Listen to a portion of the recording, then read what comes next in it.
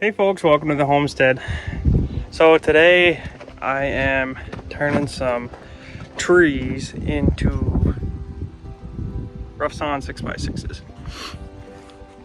I have to cut some trees down by the road because eventually we'd like to get some power in from there. And I gotta cut out a path for the power to get up. So rather than just wasting the logs, obviously we want to waste them anyways, but I can use them to build some stuff around here. So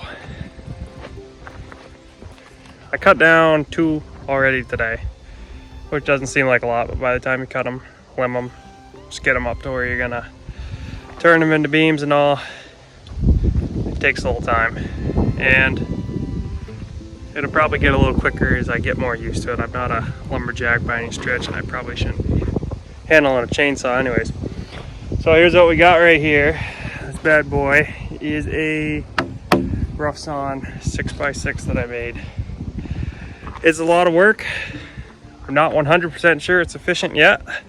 I know a sawmill would be a lot more efficient than what I'm doing, but there is some satisfaction and a lot of reward in making your own lumber and knowing you made it. The one in the front is the first one I made. It's a 16-foot rough sawn 6x6, and the one in the back is a little bit rougher, but I can still use it. I mean, you go work on any 1800s houses and it's about as good as anything you're going to be working with. So here's what they look like before after I skid them up.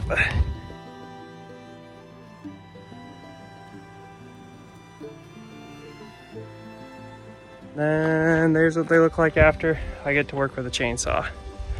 So let me show you what I got going here. So this right here is the chainsaw I'm using. It's a steel chainsaw, 16-inch bar. I got it from my grandpa before he passed away. He asked me to take one of the chainsaws. He had 2 electric ones and he had this one right here. And it kind of had a story behind it, so I guess it's not that much of a story. He bought the saw brand new and went out and cut some trees. I think he said it was less than 2 weeks later. And he dropped a tree on the saw. So he took it back to the dealer and the guy there fixed it for him. Even though it obviously wasn't a manufacturing defect. And it leaks a little bit, but it's still a great chainsaw. I put a little work into it and the thing runs amazing. There's a few things I'm gonna have to tweak on it. I mean, it's a chainsaw. I don't really think it's designed for running non-stop for hours on end the way I've been using it. But it's been performing like a champ. This right here is I believe it's called the Tuff. It's an Alaskan style sawmill. There's some mixed reviews on it.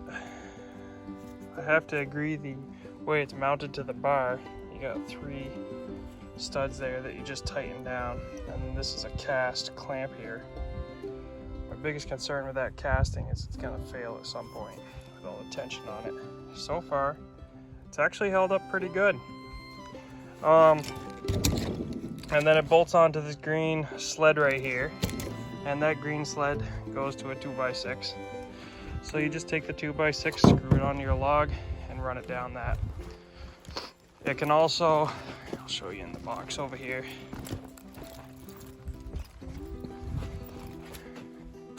It's also got this adjustable piece right here that goes under that. So you can set it up to run on a 2x4. But I feel like you're gonna get a much straighter piece of lumber out of a 2x6 than you will out of a 2x4. Also, I'm trying to make 6x6s, so the 2x6 works perfect for it. The lumber you're getting out of the Alaskan style sawmill, I wouldn't say it's perfectly square. That could be a little bit of operator error, but it's gonna work for what I'm using it for. Can't say I'm too disappointed, and I already have it, so I might as well use it. For those of you who are wondering, it is Timber Tuff makes it. Timber Tuff Tools. Just says lumber cutting guide. I bought it on eBay. TMW-56 is the model number if it's something you think you want. Like I said, so far it's worked pretty nifty. I was impressed. I think it cost me 20 bucks. I mean, I can't buy a sawmill for 20 bucks, so might as well use it. The other tool I bought for my lumberjacking adventure is Oregon electric chainsaw sharpener. I like it because these bad boys clip right onto the battery on your tractor. Your truck is just a 12-volt battery. Or you can plug it into the cigarette lighter too. You got that little adapter. The other saw I'm using for this adventure is my Husqvarna 440. I'm not a huge fan of it. I bought it a while back. It is a newer saw. I don't know what year it was made. The guy who sold it to me for probably $100.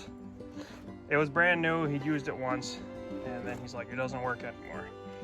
Well, all I had to do was, I did replace the bar on it. The bar had been pinched and bent, and the chain would get hung up in it, so it didn't work that way. That said, I've really had nothing but problems with this saw. I've done some tuning it up on myself, even brought it to a dealer.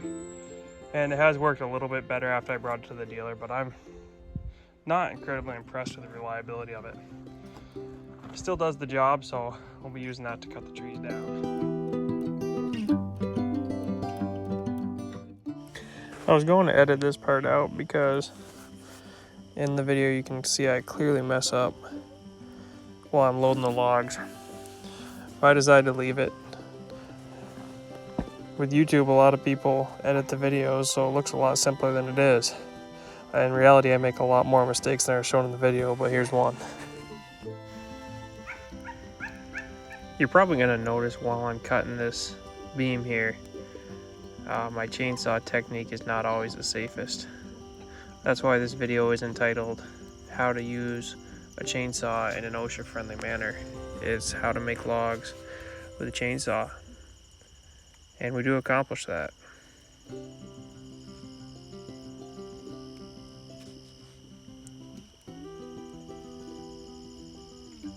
I figure on doing both sides, it probably took me about 3 minutes to do 2 cuts. In between takes, I did stop and sharpen the chainsaw. It gets dull really quick. I figure I probably get about 4 sides of every log out, so 1 16-foot 6x6 out of 1 sharpening. It takes me about 2 minutes to sharpen the saw. It's not that bad. So here's our finished beam. I got a couple criticisms for it, I guess. One of the big things that's kind of annoying is down here, not on this side as much, but over here there's a lot of waning. In fact, there's a live edge under the whole back end of that. I'm still going to use it. It beats having a shorter beam, because if I want absolutely no waning, I mean, I'd be cutting it. Well, I'd be cutting it right here. That's another thing is, in that second part, you saw me take the guide off and move it again after I'd already put it on. The reason behind that is I'd rather have a little waning in one area, a bit more of a windage, so that I can get a bigger chunk in a spot further down. I guess it's one of those things. For a $20 sawmill, I can't really complain. It is a lot of work. Is it worth it? I mean, haven't really sat down and done the math. I use a fair amount of fuel. As you saw, I had to stop and refuel part of the way through. And I use a lot of bar and chain oil too. Also, in between turns, I need to stop and sharpen the chainsaw too. I'd probably go a lot quicker if I got a ripping chain, which I'm going to look into, but we'll see about that. All in all, I'd say the chainsaw mill was a pretty good experience. In the future, I'd like to borrow or barter for the use of a mill, or maybe even get one on my own, depending on how many trees I end up cutting down. But for now, I think this thing works pretty good. Thanks for watching.